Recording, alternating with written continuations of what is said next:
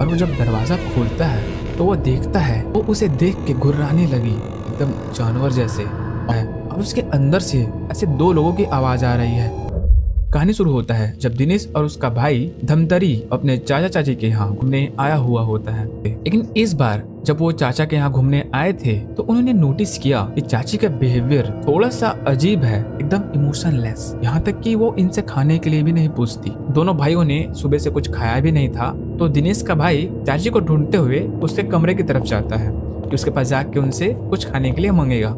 जैसे ही उसका भाई रूम के पास पहुंचता है और वो जब दरवाजा खोलता है तो वो देखता है कि उसकी चाची एकदम से उठ के बैठ जाती है और जिस तरफ उसके पैर थे ना उस तरफ वो ऐसे करके फिंगर दिखा रही थी।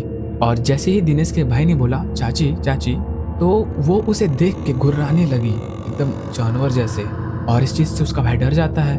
तो वो फिर से बोलता है चाची चाची क्या हुआ आपको। और इस बार चाची ऐसे ऊपर देखती है और जोर से सियार के जैसे चिल्लाने लगती है और वो चीख इतनी तेज थी कि वो सुन के दिनेश अब इस कमरे में आ जाता है और फिर वो देखता है कि उसकी चाची उसके भाई को उसे गले से दबाकर उसे दीवार में चिपकाए रखा है और उसके अंदर से ऐसे दो लोगों की आवाज आ रही है और वो कह रही है तुम दोनों यहाँ से चले जाओ वरना मैं तुम दोनों को मार डालूंगी।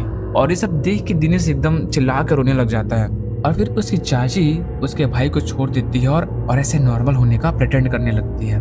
ठीक है, और ये चीज देख के दोनों बहुत ज्यादा डर जाते हैं भाई, तो तुरंत वो उस रूम को छोड़ के भागते हैं और वो वेट भी नहीं करते चाचा के आने का या कुछ, वो तुरंत बैग पकड़ के रायपुर के लिए निकल जाते हैं उसी टाइम, क्योंकि वो सीन इतना ज्यादा भयानक था भाई। इमेजिन करके मेरी फट जा रही है भैंस के यहाँ लिटरली।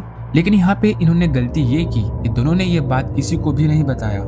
इसके 3 साल बाद दिनेश की मम्मी चाची को कॉल करके रायपुर बुलाती है, कुछ दिनों के लिए तुम लोग रायपुर आ जाओ। थोड़ी बहुत बातचीत होने के बाद चाचा चाची मान जाते हैं और वो रायपुर रहने के लिए आ जाते हैं। फिर दिनेश बताता है कि यहाँ